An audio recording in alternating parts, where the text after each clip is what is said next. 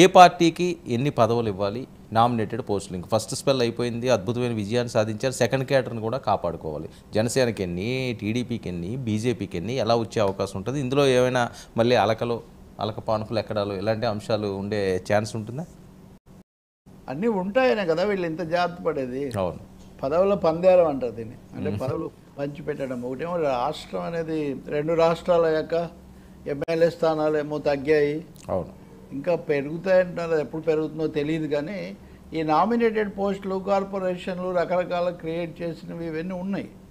మరి వాటిని ఎలా చేయాలి? నామినేటెడ్ పోస్టులు అంటారు. దీంట్లో ఎవరెవరికి ఎన్ని రావాలి? మిశ్రమ ప్రభుత్వం ఏర్పడింది ఆంధ్రప్రదేశ్లో మొదటిసారిగా. వైఎస్ రాజశేఖర రెడ్డి హయాంలో టీఆర్ఎస్ ఉన్న కొద్ది రోజులు, ఒక 2 ఏళ్ళు ఉన్నట్టున్నారు, హరీష్ రావు, నాయన నరసింహారెడ్డి వీళ్ళు మంత్రులుగా. అప్పుడు ఆ 2 ఏళ్ళు తప్ప ఉమ్మడి రాష్ట్రంలో కానీ తర్వాత కానీ మిశ్రమ ప్రభుత్వాలు లేవు. అవును ఇది మొట్టమొదటి మిశ్రమ ప్రభుత్వం.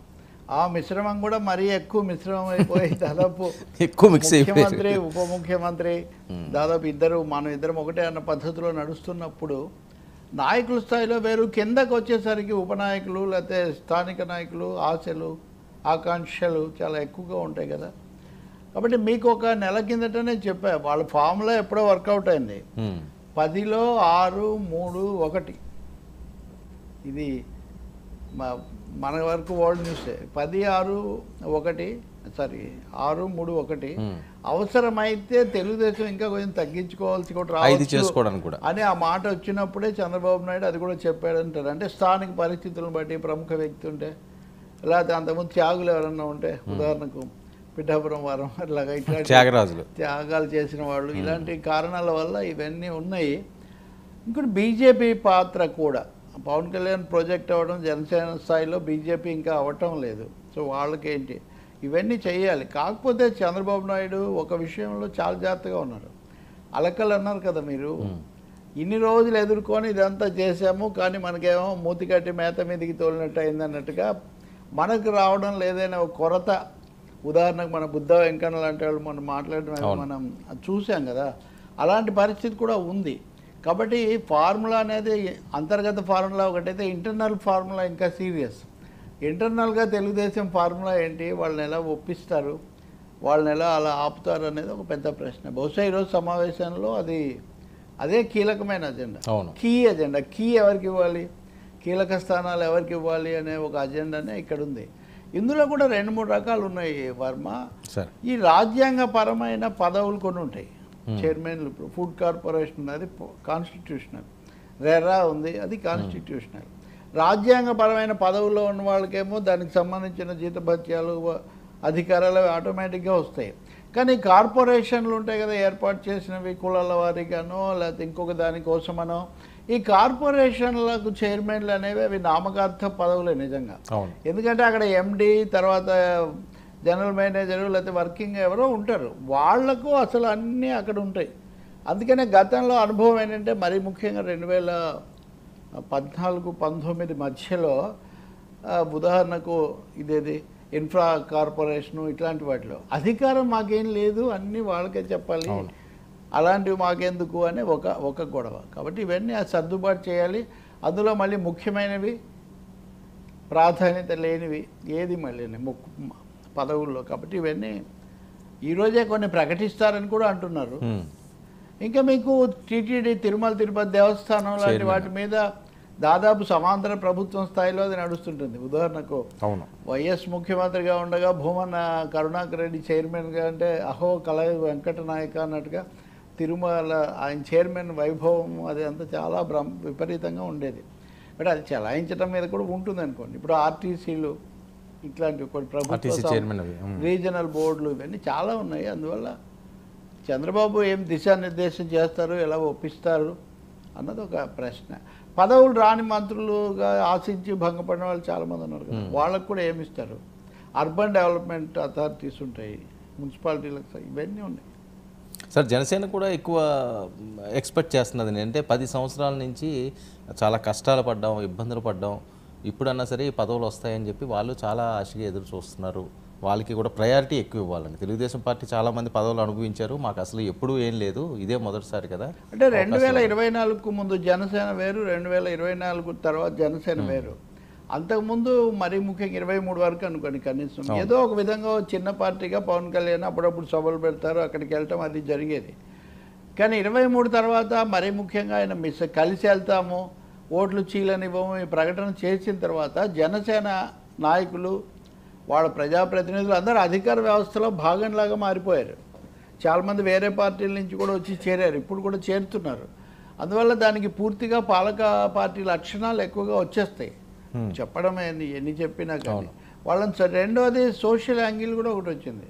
ప్రధానమైంది రాష్ట్ర ఎన్నికల్లో పవన్ కళ్యాణ్ ఆకర్షణతో పాటు ఆయన ఒక సామాజిక వర్గం పూర్తిగా ఓన్ చేసుకోవటం. మావాడు అనుకొని ఓట్లు వేయబట్టి ఆ ఓట్లన్నీ ఇటు పడబట్టి చాలా చోట్ల ఫలితం మారింది.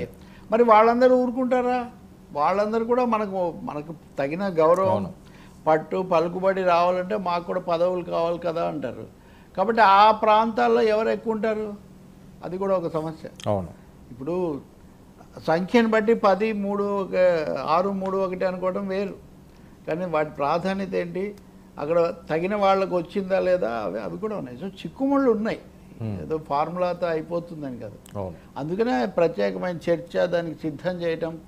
వీలైన ప్రతిసారి చంద్రబాబు నాయుడు అందరికీ అవకాశం రాకపోవచ్చు, ఇంకో విధంగా చేస్తాము, మీరేమాత్రం నిరుత్సాహపడకండి అని చెప్పడానికి పార్టీ కార్యకర్తలను ముందు సిద్ధం చేస్తున్నాడు ఆయన. యుద్ధం కాదు సుపుత్ర, యుద్ధానికి సిద్ధం చేస్తున్నాను అన్నట్టుగా ఆయన సిద్ధం చేస్తున్నాడు వాళ్ళని మానసికంగా.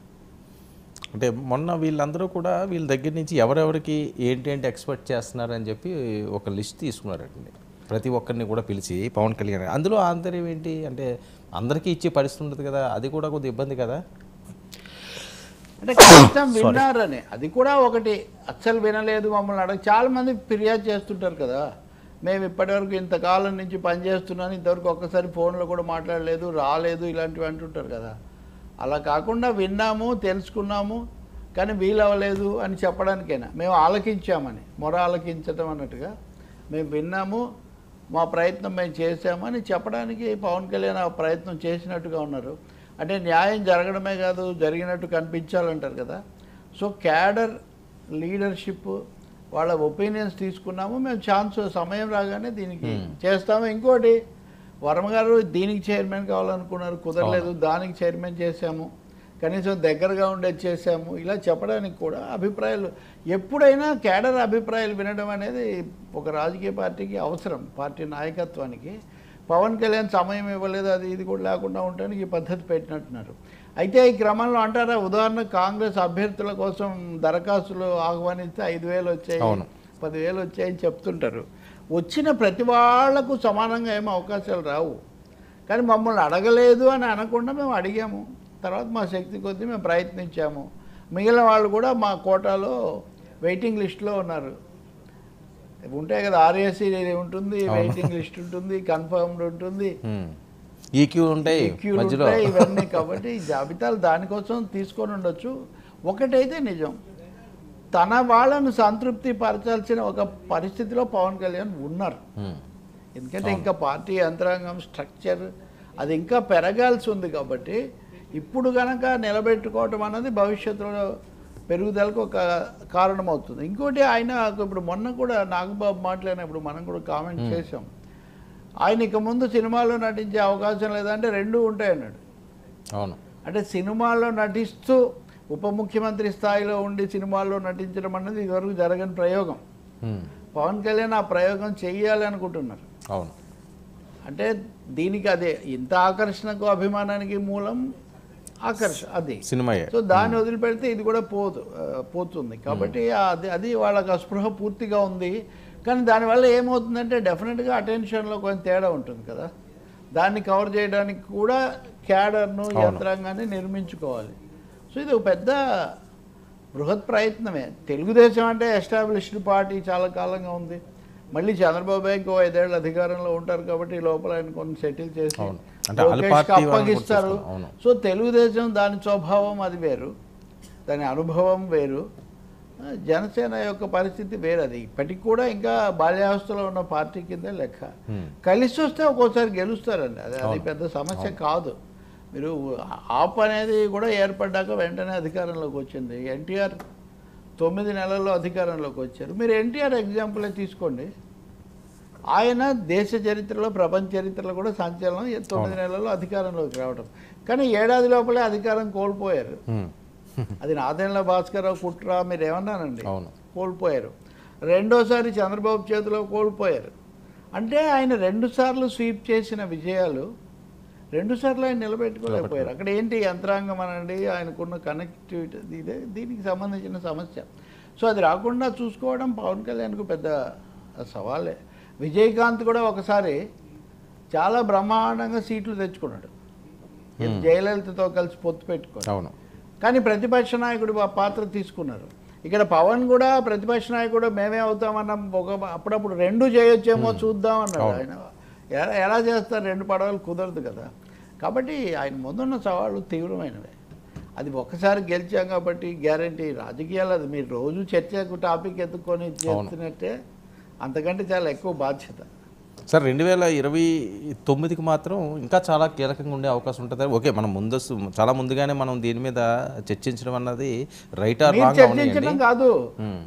పొలిట్ బ్యూరో 2029 సిద్ధమని కొంతమంది హెడ్డింగులు పెడతారు. అదే అంటున్నాను, దాని 2029కి ఇప్పటి నుంచి ప్రణాళికలు. అవును, మీరు ఇప్పుడు ఒకసారి మళ్ళీ వెనక్కి వెళ్ళండి. జగన్మోహన్ రెడ్డి ఏం చేశాడు, ముఖ్యమంత్రిగా ప్రమాణ స్వీకారం చేయకముందే మనం 2019 గురించి ఆలోచిస్తారు, 24 గురించి ఆలోచించాలని ఆయన 19లో 24 నాటికి ఆలోచించడానికి ఏం మిగలలేదు ఆయన. ఇప్పుడు ఈయన వచ్చినప్పటి నుంచి 29 గురించి చంద్రబాబు కూడా చెప్పారు, ఇది ఈ ప్రమాణ ఇట్లాంటి సందర్భాల్లో. కాబట్టి పార్టీలు ఏంటంటే, అదే నేను మీతో అంటున్నాను కదా, హైదరాబాద్ టు ఢిల్లీ లేకపోతే విజయవాడ టు ఢిల్లీ అంటే అంతే, విజయవాడ ఢిల్లీ 2024, 29, లేకపోతే ఇంకో రాష్ట్రంలో 18, 22 అంతే తప్ప ఈ మధ్యలో స్టాపులు ఏమేమి వస్తాయి ఎక్కడ అన్నది అది నెక్స్ట్ అయిపోయింది. ఆ మూమెంటం, ఆ ఊపు కొనసాగించటం అన్నది చాలా కీలకం. అక్కడ కూడా ఒక సమస్య వస్తుంది. ఇప్పుడు పొత్తు పెట్టుకున్నారు ఇద్దరు, ఓకే, కానీ 2029 నాటి పరిస్థితులు ఏముంటాయి, ఎవరేమీ మేము శాశ్వతము అనేవి చెప్పలేరు కదా. ఏ పార్టీకి ఆ పార్టీ ఎప్పటికప్పుడు చర్చ. ఉదాహరణకు రేపు చిన్న ఉప ఎన్నిక వచ్చింది, అక్కడ ఎవరు పోటీ చేయాలి, ఎవరు అభ్యర్థి, మళ్ళీ చర్చ జరగాల్సిందే కదా. సో రాజకీయం అనేది రోజువారీ డైనమిక్ అంటుంటారు కదా, చలనశీలమైంది. వచ్చే పరిణామాలను బట్టి నిర్ణయం తీసుకోవాలి. ఆ క్రమంలో పవన్ కళ్యాణ్ మరి టీం ఎలా ఏర్పాటు చేసుకుంటారు. ఇక్కడ ఒక సమస్య చెప్తానండి మీకు. చిరంజీవి ప్రజారాజ్యం ఓటింగ్ బాగానే తెచ్చుకుంది, 18 స్థానాలు కూడా తెచ్చుకున్నారు. ఎందుకు తర్వాత నిలబడలేకపోయారు అంటే, చిరంజీవి అనేది ఎవరో ఒకరు ఆర్గనైజేషన్ కనిపెట్టుకొని బాధ్యతతో, నాయకత్వంతో, పట్టుతో దాన్ని కొనసాగించాల్సి ఉంటుంది. ఇప్పుడు రాజశేఖర రెడ్డి ఉంటే కేవీపీ రామచంద్రరావు చూసుకున్నారు. ఎన్టీఆర్ ముఖ్యమంత్రిగా ఉండగా చాలా కాలం పాటు చంద్రబాబు నాయుడు, ఉపేంద్ర, దగ్గుబాటి వెంకటేశ్వరరావు మొదటి ఇద్దరు వీళ్ళు చూస్తూ ఉండేవాళ్ళు. సో ఇలా ఎవరో ఒకరు ఆర్గనైజేషన్, ఇప్పుడు మీరు ఇక్కడ చర్చ చేస్తుంటే దీన్ని షూట్ చేసేవాళ్ళు, ఈ ప్లాన్ చేసి కావాలి కదా. ఇప్పుడు అది ఎవరు, ఇప్పుడు ఇప్పటివరకు నాదెండ్ల మనోహర్ ఆయన కూడా మంత్రి, ఆయన కూడా ఇంకా అనుభవజ్ఞుడు కాబట్టి ఎక్కువ కూడా చేస్తారు. కాబట్టి ఆ యంత్రాంగాన్ని ఎలా నిర్మించుకుంటారు అన్నది కూడా ఒకటి చేయాల్సి ఉంటుంది. బహుశా పవన్ దగ్గర 2 లిస్టులు ఉంటాయి ఇప్పుడు. ఒకటి నామినేటెడ్ పదవుల లిస్టు, రెండోది పార్టీ పదవుల్లో నమ్మకంగా తను ఎవరికి అప్పగించగలుగుతాను, ఎవరికి ఇవ్వాలి అనేది కూడా ఒక ఇది. మళ్ళీ ఇందులో హరిరామ జోగయ్య లేఖలు అది ఇదొక సోషల్ వింగ్, ఒకటి సోషల్ ఫ్యాక్టర్, అది ఒకటి ఉంటుంది. సో పెద్ద సమస్య. అంటే కొంతమంది జనసేన వైపే మొగ్గు చూపిస్తున్నారు. 2029కి ఈ 21 ఇలా కాంప్రమైజ్ అయినట్టుగా ఉండదు కదా సార్, ఖచ్చితంగా ఈ స్టేక్స్ మీద. ఇప్పుడంటే తప్పదు, ఎట్టి పరిస్థితుల్లో జగన్ ఓడించాలని ఒకటి. సో ఎప్పుడైతే జనసేన పెరుగుతుందో అది మళ్ళీ తెలుగుదేశం అంటే మేమే వాళ్ళే వెళ్తారు కదా ఒంటరిగా అని మీరు అంటారు. అప్పుడే అవన్నీ ఎందుకు మాట్లాడతారు? ఒంటరిగా వెళ్ళడం కాదు, ఇప్పుడున్నట్టుగా ఎంత తక్కువ అయితే అది నేను చెప్పే కదా. ఇప్పటిదే ఉంటుందనే లేదు, తక్కువ ఎక్కువ మనం ఇప్పుడు చెప్పలేము. మారే పరిస్థితుల మీద అది ఆధారపడి ఉంటుంది. తెలుగుదేశం కూడా ఇప్పుడు ఉన్నట్టు అప్పుడు ఎలా ఎందుకు ఉండాలి. అసలు ఇంకో మాట కూడా ఉంది, జాతీయ స్థాయిలోనే మోదీ 2026 లోపలే మధ్యంతర ఎన్నికలకు వెళ్ళిపోతారని ఒక పెద్ద అభిప్రాయం ఉంది. ఇలా మెజారిటీ లేకుండా ఇతరుల మీద ఆధారపడి ఆయన దానికి ఏమి ఇష్టపడ్డు. రేపు ఒక 5 రాష్ట్రాల ఎన్నికలు జరుగుతాయి. హర్యానా, ఇది మహారాష్ట్ర, జమ్మూ కాశ్మీర్ అసెంబ్లీలో ఎన్నికలు, జమ్మూ కాశ్మీరు, ఆ తర్వాత 20 యూపీ కూడా వస్తుంది. ఐ థింక్ 27లో వస్తుంది అనుకుంటా. సో ఇలాంటివి కొన్ని, గుజరాత్ వస్తుంది. ఇలాంటివి కొన్ని చూసిన తర్వాత ఆ ఫలితాలు కనుక అనుకూలంగా ఉంటే మధ్యంతర ఎన్నికలకు వెళ్ళి పూర్తి ఆధిక్యత వచ్చేటట్టుగా చేసుకుంటారని. అప్పుడు మళ్ళీ ఎవరైనా నిర్ణయాలు ఎలా ఉంటాయి, ఈ రాష్ట్రాల మీద ప్రభావం ఏముంటుంది, ఈ అంశాలన్నీ ఉన్నాయి మనకు. ఓకే సార్, స్థానిక నేతలతో వరుస భేటీలు.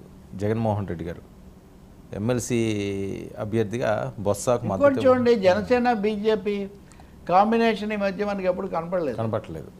ఇప్పుడు ఎన్నికల ముందు వాళ్ళిద్దరు ఎన్డీఏలో ఈయన ముందే ఉన్నాడు, చంద్రబాబు తర్వాత కదా జాయిన్ అయింది. అసలు ఈయన తీసుకోమని పెట్టుకోమని కూడా ఆయనే చెప్పారు కదా.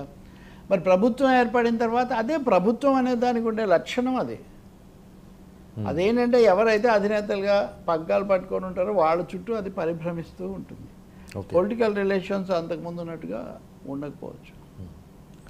సార్, జగన్మోహన్ రెడ్డి గారు వర్మ ఇతర అంశాలకు వెళ్ళేటప్పుడు ఒక్క విషయం చెప్తాను. పశ్చిమ బెంగాల్ మాజీ ముఖ్యమంత్రి చాలా నిజాయితీపరుడుగా, మంచి వ్యక్తిగా పేరు పొందిన బుద్ధదేవ్ భట్టాచార్య గారు ఈరోజు కన్నుమూశారు. ఆయన చాలా, ఎంత అంటే ఒకసారి పొరపాటు జరిగితే ఆయన ఉప ముఖ్యమంత్రి ఆయనే కాబోతాడు జ్యోతిబాస్ తర్వాత అని తెలిసినా కానీ నిస్సంకోచంగా రాజీనామా ఇచ్చేసి ఆయన వెళ్ళిపోయారు. ఇంకా ఇది సరిగ్గా లేదని. తర్వాత జ్యోతిబాస్ అంతటి నాయకుడు కూడా పిలిచి మళ్ళీ మాట్లాడి సర్దుబాటు చేసాడు. నిక్కచ్చిగా ఉండాలి. అలాగే ఈ నూతన ప్రయోగాలు చేయాలి, మారుతున్న పరిస్థితులు ఎలా తట్టుకోవాలని ఒకసారి గెలిచారు. బుద్ధదేవ్ భట్టాచార్య హయాంలో కూడా బెంగాల్ వామపక్ష కూటమి చివరి విజయం బుద్ధదేవ్ నాయకత్వంలోనే వచ్చింది. చాలా అసాధారణంగా కూడా వచ్చింది. బాగా చదువుకున్న వ్యక్తి, రచయిత, మేధావి, నిరాడంబరంగా, చాలా నిజాయితీగా తన ప్లాట్లోనే, అంత పెద్ద రాష్ట్రానికి ముఖ్యమంత్రిగా ఉన్న తన అపార్ట్మెంట్లోనే చివరి వరకు కూడా నాకు పెద్ద వద్దు అని, ఆయన భార్య రిక్షాలో వస్తుండేదని. ఇప్పుడు అదే త్రిపురలో మాణిక్య సర్కార్ కూడా అంతే. ఆయన చాలా కాలం అనారోగ్యంతో పెనుగులాడి కన్నుమూశారు. ఆయనకు మనం నివాళి అర్పిద్దాం. చంద్రబాబు నాయుడుకు నాకు గుర్తు, చంద్రబాబు నాయుడు కూడా సంతాపం వెలిపించారు. ఇక్కడికి వచ్చారు, మన హైదరాబాద్కి, ఇక్కడ సభల్లో కూడా చాలాసార్లు మాట్లాడారు. సార్, అసలు జగన్మోహన్ రెడ్డి గారు ఎవరికి అసలు అపాయింట్మెంట్ ఎవరు, ఎమ్మెల్యేలు కూడా పట్టించుకోరు అని చెప్పి మొన్నటిదాకా మాట్లాడే పరిస్థితి. ఈరోజు చాలామంది స్థానిక నేతలను డైరెక్ట్గా ఆయనే ఇంటరాక్ట్ అవుతున్నారు. సో ఆయన పంతా మార్చుకున్నారా? తప్పదు కదా. అసలు ఎవరైనా కానీ కలవకుండా, మాట్లాడకుండా నా అంతకు నేను కోట కట్టుకుంటానంటే కుదరదు కదా. ఈ మధ్య తరచూ ఆయన సమావేశాలు అవుతున్నారని అవి మనకు వార్తలు అవి వస్తున్నాయి. కొద్ది రోజుల కిందటేమో కాదు, అప్పటిలాగే లాఠీ చార్జ్ చేయించారని కూడా కొన్ని మీడియాల్లో నేను కథనాలు చూసాం. తర్వాత అవి కొనసాగలేదనుకోండి. ఇప్పుడు ఇవి శృతి పెంచి మనం ఏదో అప్పటికప్పుడు అంటే అది జరగదు కదా. ఎనీవే, ఒక మెట్టు మరి దిగారా, మారుతారా మనం చూడాలి. బెంగళూరు వెళ్ళి అక్కడే కూర్చుంటారు, ఇట్లాంటివి అన్నారు. అవి కాకుండా ఆయన తాడేపల్లిలో కూర్చొని మళ్ళీ పార్టీని చక్కబెట్టుకునే ఒక ప్రయత్నంలో ఉన్నట్టున్నారు. మంచిది, కలుసుకొని విషయాలు తెలుసు. కానీ ఒకటే కలుసుకుంటే ఎంతసేపు మనం చెప్పడమే కాకుండా వాళ్ళు చెప్పేది కూడా వినడం అనేది ఒకటి అలవాటు చేసుకోవాలి. వన్ వే ట్రాఫిక్ సమావేశాల వల్ల ఉపయోగం లేదు. బోధనలు లేకపోతే ఉపదేశాలు మాత్రమే చేయటం అంటే కనీసం కొంచెం అన్నా కానీ వాళ్ళకి 10 విషయాలు చెప్తే మనం 2 విషయాలైనా వినాలి కదా వాళ్ళ దగ్గర. నాయకులు ప్రజలను కలుసుకోవడం ఎందుకంటే ఫీడ్బ్యాక్ తీసుకోవడానికి, పీపుల్స్ పల్స్, పీపుల్స్ ఫీల్ తెలుసుకోవడానికి. అది కాకుండా వాళ్ళకు మనం ఇంజెక్ట్ చేద్దాం అనుకుంటే ఉపయోగం లేదు. సో జగన్ కలవడం అనేది ఒక విషయం అయితే, కలిసిన తర్వాత ఆడియన్స్ వినడానికి ఆయన అవకాశం ఇస్తున్నారా లేదా, విమర్శనాత్మకంగా స్వీకరిస్తున్నారా అనేది ఇక్కడ కీలకమవుతుంది. సార్, విశాఖలో భూ కుంభకోణం ఇప్పుడు మీరు అన్న దాంట్లో ముఖ్యంగా ఎమ్మెల్సీ ఎన్నికల గురించి బొత్సాను పెట్టడము, బొత్స లాంటి సీనియర్ నాయకుడిని వెంటనే మొన్న అవగానే ఎమ్మెల్సీ ఎన్నికల్లో అభ్యర్థిగా పెట్టడం అనేది తప్పకుండా కీలకమైన రాజకీయ నిర్ణయం. అంటే ఉత్తరాంధ్రలో పట్టు నిలబెట్టుకోవటం, బొత్స సీనియారిటీని అక్కడ ఉపయోగించుకోవడం అనేది ఒకటి కీలకమైంది. ఇంకోటేమో కరోనా అవగానే జరిగిన స్థానిక సంస్థల ఎన్నికల్లో దాదాపు 98% అన్నీ మాకే అన్నట్టుగా వైసీపీకి అప్పుడు వచ్చాయి. అప్పుడే కదా నిమ్మగడ్డ రమేష్ ఆయన ఎన్నికల అధికారిగా ఉండి ఆయన అభ్యంతరాలు కానీ తెలుగుదేశం కొన్ని దశల్లో బహిష్కరించటం, పవన్ కళ్యాణ్ జనసేన పాల్గొని కొన్ని చోట్ల స్థానాలు తెచ్చుకోవడం ఇలాంటివన్నీ అక్కడ జరిగాయి. ఇందులో ఎక్కువ సీట్లు విశాఖలో ఉన్నాయి. ఇప్పుడు స్థానిక సంస్థల ఎన్నికల్లో 600 ఓట్లు దాదాపు ఇంచుమించుగా వైసీపీకి ఉంటే 200 చిల్లర ఓట్లు వీళ్ళకు ఉన్నాయి. కాబట్టి అసలు అక్కడ పోటీ పెట్టడమే అనైతికమని ఈయన దాడి చేస్తున్నారు. ఇదే చంద్రబాబు లక్షణం. మనమైతే పోటీ పెట్టేవాళ్ళం, మీరు పెడతారా లేదా మీ ఇష్టం, వాళ్ళు పెట్టుకున్నారు. ఎవరైనా పోటీ పెట్టవచ్చు కదా. కాబట్టి కాకపోతే ఇప్పుడు ప్రలోభాలు పెట్టి తమ వాళ్ళందరినీ కూడా లోబర్చుకొని అక్కడ తామే చక్రం తిప్పాలని చంద్రబాబు చూస్తున్నారు అన్నది జగన్ యొక్క ప్రధానమైన ఆరోపణ. సో బొత్స వీటన్నిటిని చక్కదిద్ది గెలిస్తే అప్పుడు మళ్ళీ మొదటి విజయం అవుతుంది అని. అందుకని ఒక ఎమ్మెల్సీ ఎన్నికకు చాలా ఎక్కువ ప్రాధాన్యత ఇస్తున్నారు. పొలిటికల్ బ్యాటిల్ అన్నట్టుగా దాన్ని చేస్తున్నారా, జరుగుతుందా లేదా. ఇప్పుడు మీరు ఇందాక గంటా శ్రీనివాసరావు చెప్పారు, మనం భూ సమస్య భూకోణం పక్కన పెడితే విశాఖపట్నానికి గంటా కూడా ఒక ప్రతినిధి కదా. గంటా శ్రీనివాసరావు అది వరకు సీనియర్ మంత్రి. కాబట్టి ఆయన ఇప్పుడు వచ్చి ఈ విషయాలన్నీ చెప్పడము, అందరూ తలుపులు తెరిస్తే వస్తారని చెప్పడం కూడా ఈ స్థానిక కార్పొరేటర్లనేమో మొన్న చాలామందిని పవన్ కళ్యాణ్ చేర్చుకున్నారు. అది కూడా ఈ ఎన్నికలను ప్రభావితం చేసే ఒక అంశమే. గంటా శ్రీనివాసరావు కూడా చెప్పేది పరోక్షంగా ఏంటంటే మా దగ్గరికి చాలా తలుపులు తెరిస్తే వస్తారు, మేము తలుపులు తెరుస్తాం. ఎందుకంటే అభ్యర్థిని పెట్టినాక ఇంకా తలుపులు తెరవకుండా ఉండరు కదా. ఒక విధంగా బొత్స అభ్యర్థిత్వానికి వైసీపీ వ్యూహాలకు కౌంటర్గానే గంటా మాట్లాడింది ఉందని మనం అనుకోవచ్చు. రెండోది అధ్యక్షుడు కూడా అక్కడే ఉన్నాడు. ఆ పార్టీ రాష్ట్ర అధ్యక్షుడు టీడీపీకి పల్లా శ్రీనివాసు. అందుకని తీవ్రమైన రాజకీయ పోరాటమే జరుగుతుంది. ఇందులో కనుక వైసీపీ తన సంఖ్యాబలానికి తగినట్టుగా అంటే 300 మందిని కనీసం 400 మందిని నిలబెట్టుకొని వాళ్ళు గెలవగలిగితే వాళ్ళకి చాలా ఉత్సాహం కొంచెం మళ్ళీ కొంచెం ఊపు వస్తుంది. ఎంత అంటే ఏం మారదు, 11 స్థానాలు ఏదైనా అది కొద్దిగా అంటే ఓడిపోవటము లేకపోతే ఇది అవ్వటం కంటే గట్టి ఫైట్ అన్నా ఇవ్వాలి అనేది. అందుకే జగన్ ఇప్పటికి 2 సమావేశాల్లో మాట్లాడారు. చాలా అనైతికం అన్నట్టుగాను చెప్తున్నారు. రెండవది చంద్రబాబు చేర్చుకుంటాడే కానీ అవేమి కమిట్మెంట్స్ పాటించరు. కాబట్టి అంటే మీరు వెళ్ళకండి అని ఒక విధంగా పరోక్షంగా తమ వాళ్ళకి ఆయన చెప్తున్నారు.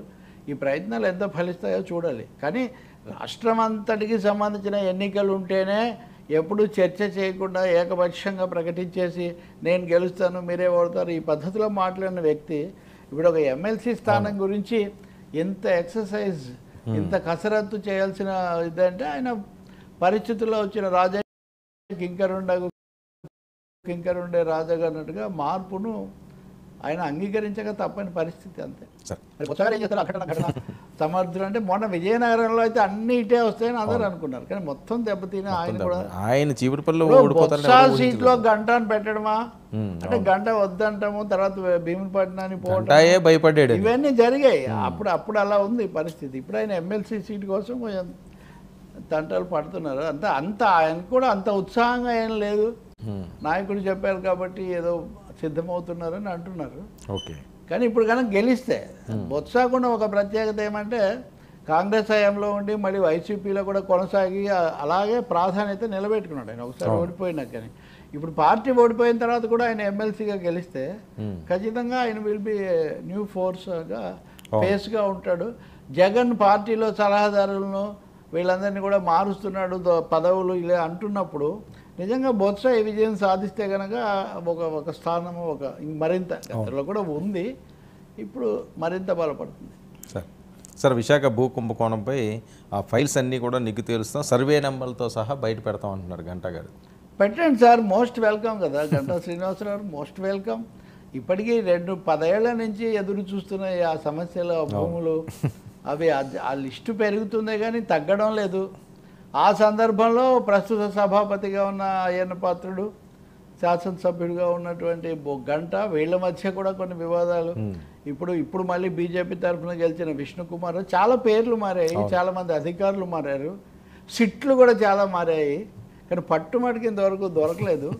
కాబట్టి అది దశపల్ల భూములా లేకపోతే ఇంకొక భూములా, క్లబ్ భూములా లేకపోతే ఇంకొకటి, అవన్నీ పంచగ్రామాల లేకపోతే పరిసరాల్లో కొన్ని చోట్ల తీసుకున్నవి, ఇవన్నీ మీరు తేలిస్తే చాలా మంచిది కదా. వివరాలు ఉంటే పారదర్శకంగా త్వరితంగా చేస్తే చాలా మంచిది.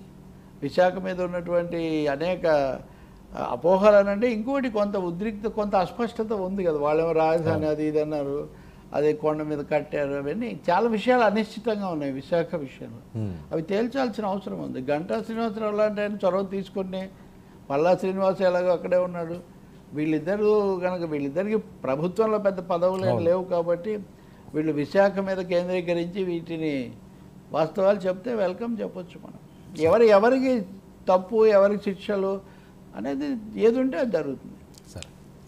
సరే ఏపీలో కొత్త ఇప్పుడు ఇంకా ఆశ్రమం కూడా ఒకటి ఉంది, శారదా పీఠం, రాజశ్యామల యాగం యోగం, అవన్నీ కూడా. సరే ఏపీలో కొత్త టోల్స్కి రంగం సిద్ధమైంది అని ప్రభుత్వ ప్రతిపాదనలు ఎలా చూడాలి? చాలా తీవ్రమైన విషయం అండి. అంటే ఇప్పుడు మనమందరం కూడా టోల్స్ కడతాము, వాస్తవంగా బస్సులో వెళ్ళే వాళ్ళకైతే వాళ్ళ టికెట్ అంత టోల్స్ కూడా కట్టే పరిస్థితి కూడా ఉంది. ప్రతి వాళ్ళ దగ్గర కూడా తీసుకుంటారు. అంటే అదే ఎవరైతే ప్యాసింజర్ ఉంటారో వాళ్ళకి వేసేస్తారు. అదే వాళ్ళ మీద. హైవేస్ మీద ఇప్పటివరకు టోల్ ఉంది, కానీ ఇప్పుడు రాష్ట్ర రహదారుల మీద కూడా టోల్ వేయాలి. ఇగో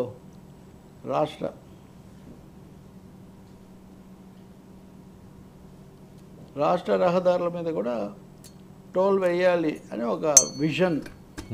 అంటే ఇది సూపర్ 7 అనుకోవాలి, సూపర్ 6 ఇది వరకు ఉన్నాయి. ఇప్పుడు నేను అదే సరదాగా అన్నా సూపర్ 7 టోల్ విజన్ అని.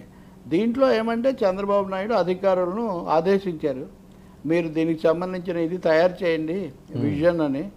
రాష్ట్రంలో 8,500 కిలోమీటర్లు జాతీయ రహదారులు, 12,650 కిలోమీటర్లు రాష్ట్ర రహదారులు, జిల్లా రహదారులు 32,000 కిలోమీటర్లు. ఇందులో రాష్ట్ర రహదారుల మీద టోల్ వేయాలి. జాతీయ రహదారుల మీద ఇప్పటికే ఉంది కాబట్టి ఈ 12,000 కిలోమీటర్లకు వేయాలని చంద్రబాబు నాయుడు 2016 నాటి విజన్. ఇది కొత్తది కాదు, 2016లోనే అవి సిద్ధం చేశారు, కానీ అప్పుడు అది అమల్లోకి తేలేదు. తర్వాత పరిస్థితులన్నీ మారాయి.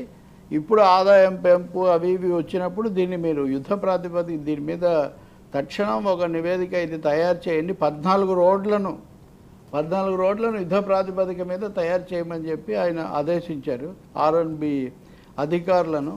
దీన్ని పిపిపి ఇంకో పి ఆయన కలిపాడు, పబ్లిక్ ప్రైవేట్ పార్ట్నర్షిప్, అంటే పీపుల్స్ పార్ట్నర్షిప్ అని ఒకటి కలిపారు. పీపుల్ అంటే కూడా ఏముంది, అల్టిమేట్గా ప్రైవేటే అది. ఇందులో చాలా రోడ్లు Srikakulam Vizianagaram Ramabhadrapuram Rayagada road, Vizianagaram Palakonda road, Anakapalli Bheemunipatnam Narsipatnam road, Kakinada Jannada, ఈ రోడ్లన్నీ కూడా. నర్సీపట్నం అంటే అది ఏదండి కోస్టల్ కారిడార్ ఏమైనా వస్తుందా? అనకాపల్లి భీమునిపట్నం నర్సీపట్నం రోడ్డు కారిడార్ కేంద్రం చూసుకుంటుందండి, ఇది రాష్ట్రానికి సంబంధించింది. కోనసీమలో కాకినాడ జన్నాడ రోడ్డు, తూర్పుగోదావరికి వచ్చేసరికి కాకినాడ రాజమండ్రి కెనాల్ రోడ్డు, మీకు తెలుసు అనుకోండి ఇవన్నీ. ఏలూరు మేడిశెట్టిపాలెం వారి రోడ్డు. ఇది ఏమన్నా ఎఫెక్ట్ అవుతుందంటారా పశ్చిమ నిర్ణయం? అంటే ప్రజలకు సంబంధించిన అయిపోతుంది. Eluru Narsapur Aswaraopeta road, Bapatla Guntur Bapatla road, Guntur Parchur road, Mangalagiri Tenali Narakoduru, Ongole road, Tada Satyavedu Srikalahasti ఇదికి వస్తే తడా సత్యవేడ్ రోడ్డు, కర్నూలులో ఆదోని సిరిగుప్ప రోడ్డు. ఈ రోడ్లు అన్నిటి మీద వర్కౌట్ చేయండి, మనం వెళ్ళాలి, దీనివల్ల ఆదాయం వస్తుంది మనకు అనేది. ఈ ఎఫెక్ట్ అంటే మీరు అనేది ఏంటి, ప్రభుత్వం మీద వ్యతిరేకత వస్తుందా లేదా అంటే ప్రజలు కదా, ప్రజలు కదా కట్టాలి, మామూలు ప్రజలు కూడా కట్టాలి ఇవన్నీ కూడా. ప్రజలకు ఇప్పుడు మీకే ఒక మోస్తరుగా కారు వేసుకొని వెళ్ళేవాడికి అక్కడికి వచ్చేసరికి ప్రతి చోట 120, 200. ఇప్పుడు ఫాస్టాగ్ పెట్టారు కాబట్టి మీరు క్యాష్ తీసే అవసరం లేదు, కానీ అలాంటప్పుడు మామూలు రాష్ట్రంలో రోడ్లు అంతర్గత రోడ్లకు కూడా హైవేలో కూడా సార్ ఫ్లైట్లో వెళ్ళినట్టు ఉంటున్నా సార్. అదే వైజాగ్ బై రోడ్డు వెళ్తే ఫ్లైట్లో వెళ్ళొచ్చు. అదే అలాంటిది వాటి మీదే ఇంత ఉంటాయి, ఈ టోల్ గేట్ల మీదే ఉంటాయి. ఇప్పుడు రాష్ట్రంలో కూడా పెట్టాలి, తర్వాత జిల్లాల్లో కూడా. అంటే ఇప్పుడు ఏంటి, కొంతమంది ఏమో డబ్బులు బాగా జరిగేవాళ్ళు, జరుగుబాటు ఉన్న వాళ్ళేమో ఏముందండి రోడ్డు బాగుండాలి. మీరు ఒక విషయం గుర్తు చేసుకోవాలి, జగన్ ప్రభుత్వం మీద వచ్చిన విమర్శల్లో ముఖ్యమైనది ఒకటి రోడ్లు మెయింటెనెన్స్ సరిగ్గా లేదు అని. వీళ్ళు మేము రోడ్లు బాగా పెడతా ఉన్నారు, బాగా పెట్టండి అంటే రోడ్డు ఇటేస్తున్నారు, టోల్ రోడ్డు వేస్తారు. రోడ్డు మీరు వెయ్యాలి, దానికి ఏం చేస్తారు? ఒకవేళ మీరు ఆ ప్రాంతంలో ఉన్న పారిశ్రామికవేత్తలు పెద్ద పెద్ద ఎక్కువ వాడేవాళ్ళు వాళ్ళ మీద ఏదైనా స్పెషల్గా వేస్తామంటే వేరే విషయం. దీనికి మీరు ఇంకోటి కూడా కలపండి, పవన్ కళ్యాణ్ గారు పోలవరం దానికి సంబంధించి కూడా అవసరమైతే అక్కడ వసూలు చేసేనా మేము చేస్తామన్నారు. ఇది కొంతమంది ఏమో మనలాంటి వాళ్ళం ఇది మాట్లాడితే మాకు రోడ్డు ముఖ్యం కట్టడం కాదంటారు. ఉన్న వాళ్ళ గురించి ఏమి కాదండి ఇక్కడ సమస్య. ఇప్పటికే ఆర్టీసీల నష్టాల్లో నడుస్తున్నాయి. ఆ పేరుతో మళ్ళీ అక్కడ బాధుడు, ఇప్పుడు ఈ టోల్ బాధుడు కూడా అయితే బాధుడే బాధుడు నుంచి కొత్తగా టోల్ బాధుడు ఎందుకంటే వేరే విషయాలు ఎలా చేయాలనేది ఆలోచించాలి. కానీ అది ఇక్కడ ప్రశ్న. దీని గురించి నిన్న మంత్రివర్గ సమావేశంలో చెప్పలేదు. ఇప్పుడు నేను ఇంత కాంక్రీట్గా చెప్తున్నా కదా మీకు. అవును, ఇప్పుడు ఇంత కాంక్రీట్గా అధికారులను ఆదేశించి ఇవన్నీ చేసినప్పుడు అటువంటి సూచన కూడా అధికారికంగా చెప్పరు. అది ఇక్కడ వచ్చిన ఒక పెద్ద సమస్య. చాలా ఉన్నాయి ఇట్లాంటివి జరుగుతున్నాయి. సెకండ్ సైడ్ కూడా ఉంది. అది ఇక్కడ దీని మీద ఇప్పటికే విజయవాడలో లారీ ఓనర్సు వాళ్ళందరూ కూడా ఆందోళన వెలిబుచ్చుతున్నారు. ఇప్పటికే మేము చచ్చిపోతున్నామని కట్టలేక మీరు ఇవన్నీ మాకేం పెట్టడం లేదు, ఇంత కడుతుంటే కూడా అవి మళ్ళీ రోడ్లు బాగు చేయడానికి ఏం ఉపయోగించట్లేదు. ఇప్పుడు మళ్ళీ ఇవి కూడా బాతే ఇంకోటి ధరల పెరుగుదలకు కూడా ఇవన్నీ దారితీస్తాయి. అవును, ఇవన్నీ వాళ్ళు ఎవరి మీద వేస్తారు? మన మీద. ఇక్కడ వాళ్ళు 5 రూపాయలు పెంచితే వీడు జనం మీద 25 రూపాయలు వేస్తారు. ఒకటి Chandrababu Naidu with all due regard to him user ఛార్జీలు పెట్టాలి కన్జ్యూమర్ ఇది అని ఒక విధంగా అది వరల్డ్ బ్యాంక్ విజన్ ఒకటి ఉంది. సో మళ్ళీ యూజర్ ఛార్జీలు వస్తుందని ఒక సందేహం కలుగుతుంది. రేవంత్ రెడ్డి కూడా నిన్న ప్రపంచ బ్యాంక్ టీంతో సమావేశమయ్యాడు. సార్, బెంగళూరుకి డిప్యూటీ సీఎం అయిన తర్వాత మొదటిసారిగా పొరుగు రాష్ట్రానికి సిద్ధరామయ్య గారితో మంత్రి ఈశ్వర్ ఖండ్రే గారితో ఆయన సమావేశం. దేని గురించి అండి ఇది కుంకి ఏనుగుల్ని ఏదో తీసుకురావాలి, పర్యావరణంగా సార్, ఈయన అటవీ శాఖ మంత్రి కదా, అది నెక్స్ట్ ఏమైనా కొన్ని అంశాలు ఏమైనా చర్చిస్తారేమో సీఎం గారు వాళ్ళతో. చాలా మంచిది కదా. అంటే కర్ణాటక అనేది ఏనుగులకు ఇదంతా పెట్టింది పేరు కదా. వాళ్ళ గుర్తు కూడా ఇట్లా ఒక ఏనుగు ఇటొక ఏనుగు మధ్యలో ఇది ఉంటుంది మీకు శాండిల్వుడ్ సోప్ మీద కూడా. సో మంచి ఇవి దొరుకుతాయి అక్కడికి, అందుకని వెళ్ళి ఉండొచ్చు. అంటే ఇక్కడ విధ్వంసం చేస్తున్నాయి సార్, పార్వతీపురం విజయనగరం ఇక్కడ ఏనుగులు విధ్వంసం చేస్తున్నాయి. వాటిని తరవాలి అంటే అక్కడ ఆ కుంకి ఏనుగులు తీసుకొస్తే భయపడతారు. ఇప్పుడు కొండముచ్చుని తీసుకొచ్చి కోతులు బెదరగొడతారు కదా, ఆ టైప్ కదండి. ఇక్కడ చిత్తూరు జిల్లాలో కూడా సేమ్, చిత్తూరు పార్వతీపురం విజయనగరం అదే ఈ ఏజెన్సీలో చంపేస్తాయి, రైతులను చంపేస్తాయి, దాని నుంచి కాపాడడానికి అయిపోతుంది, పంటలు నాశనం చేస్తాయి. సో తీసుకొస్తే చాలా మంచిది. చొరవ తీసుకోవటం ఒకటి, పవన్ కళ్యాణ్ చొరవ ఉత్సాహం ఉంది, నేర్చుకోవాలనే తపన కూడా ఉంది. కాబట్టి పైగా కర్ణాటక పేరునే వాళ్ళకు తెలిసిన విషయాలే కదా. సో వెళ్ళారు. మా రాజకీయాలు ఎక్కువ చర్చకు వచ్చే అవకాశం లేదు, ఎందుకంటే ఈయనేమో బీజేపీకి బాగా జిగిరి దోస్తుగా ఎన్డీఏలో ఉన్నారు, అక్కడ సిద్ధరామయ్య ఏమో కాంగ్రెస్ గవర్నమెంట్. కానీ మామూలు పరస్పర సంబంధాలు చర్చలు ఇవన్నీ చాలా మంచివే. పవన్ కళ్యాణ్కు ఇలాంటి పాత్ర, అంబాసిడర్ పాత్ర. అవును. ఇప్పుడు మీరు మళ్ళీ వాళ్ళ అన్న చిరంజీవిని చేసుకుంటే టూరిజం సహాయ మంత్రిగా ఉన్నప్పుడు అప్పుడు అనేవాళ్ళు అంట, మాకు వేరే బ్రాండ్ అంబాసిడర్ అక్కర్లేదు, మీరే సరిపోతారు అని కేంద్రంలో మామూలుగా అంబాసిడర్లను పెట్టుకుంటాయి కదా ప్రభుత్వాలు. పవన్ కళ్యాణ్ కూడా అదే ఉంటుంది, వాళ్ళకి హోదా ఆ స్టేటస్ ఉంటాయి. కాబట్టి వాళ్ళు రాష్ట్రం తరఫున మాట్లాడవచ్చు. మనకు కర్ణాటకకు తుంగభద్ర జలాలతో సహా ఇప్పుడంటే మధ్యలో తెలంగాణ ఆంధ్ర విడిపోయినప్పటికీ ఆ సమస్య కూడా ఉంది. ఇప్పుడు శ్రీశైలంకు నీళ్ళు వచ్చాయంటే కూడా ఆల్మట్టి టు శ్రీశైలం అనే హెడ్డింగులు చూస్తాం మనం. కాబట్టి సంబంధాలు సోదర రాష్ట్రంగా తప్పకుండా మంచి సంబంధాలు అది పాటించడం పవన్ కళ్యాణ్ చేస్తాడు అనుకోవాలి. ఆయన ఎన్నికల ప్రచారానికి కూడా వెళ్తా అన్నాడు. యాక్చువల్గా బీజేపీ వాళ్ళు అప్పుడు కలపలేదు, కానీ ఇవన్నీ అక్కడ చర్చకు రావచ్చు. ఇంకోటి కూడా ఉంది కదా, జగన్మోహన్ రెడ్డి గారు అక్కడే ఉంటాడు. అవును, బెంగళూరు వాళ్ళకు ప్రధానమైన బెంగళూరులో ఉంటారు. రెండోది ఆయన శివకుమార్తో మాట్లాడాడని లేకపోతే ఇట్లాంటి కథనాలు కూడా అప్పుడప్పుడు వస్తుంటాయి.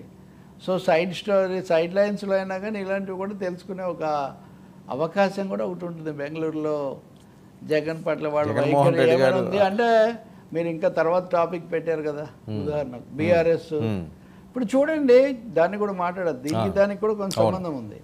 బీఆర్ఎస్ బీజేపీలో కలుస్తుంది, వైసీపీ కాంగ్రెస్లో కలుస్తుంది. ఇవన్నీ నిన్న మనకందరికి బాగా తెలిసిన మీడియా మిత్రుడే దీని మీద ఒక స్పెషల్ స్టోరీ అదే పనిగా ముందు దానికి బోల్డ్ ఇంట్రో ఇచ్చి బిల్డప్ ఇచ్చి బీఆర్ఎస్ బీజేపీలో విలీనం ఇప్పుడు అవ్వదు, ఢిల్లీ ఎన్నికలు అయిన తర్వాత అవుతుంది అని ఒక వివరణ. ఎందుకంటే ఢిల్లీ ఎన్నికల్లో లిక్కర్ కుంభకోణం ముఖ్యమవుతుంది, అప్పుడు కవిత పేరు కూడా వస్తుంది, కాబట్టి అది అయిన తర్వాత జరుగుతుంది. అదనంగా చెప్పింది అది, అంటే ఇప్పుడు ఏం జరగదని తర్వాత అని. ఇంతకు అసలు ఏ ప్రాంతీయ పార్టీ అయినా జాతీయ పార్టీలో కలిసిపోయిన ఉదాహరణ ఇంతవరకు దేశంలో ఉందా? నేను ఈ టాపిక్ మీకు అందుకే చెప్తున్నాను. ఊరికే ఊకదంపుడు కార్యక్రమాలు ఎంతసేపు అయినా చేయొచ్చు.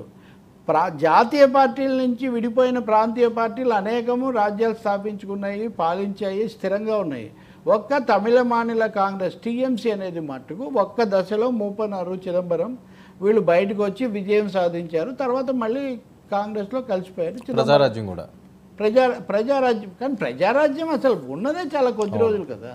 మీరు ప్రజారాజ్యాన్ని ఒక సీరియస్గా ఇస్తారు ఈ తరహాలో. ఇప్పుడు మీరు ఒక అన్నాడీఎంకే, ఒక అకాలీదళ్ళు, లేకపోతే ఇదిగో ఇప్పుడు పవర్లో ఉన్న వాళ్ళు మీరు చెప్పేది పవర్లో అంటే ప్రధానమైన పార్టీగా స్థిరపడలేదు కదా చిరంజీవి. పవర్ ఉండి విలీనం మనకు తెలియదు. ఆయన తర్వాత పవర్ అనుభవించిన తర్వాత విలీనం చేయలేదంటారు.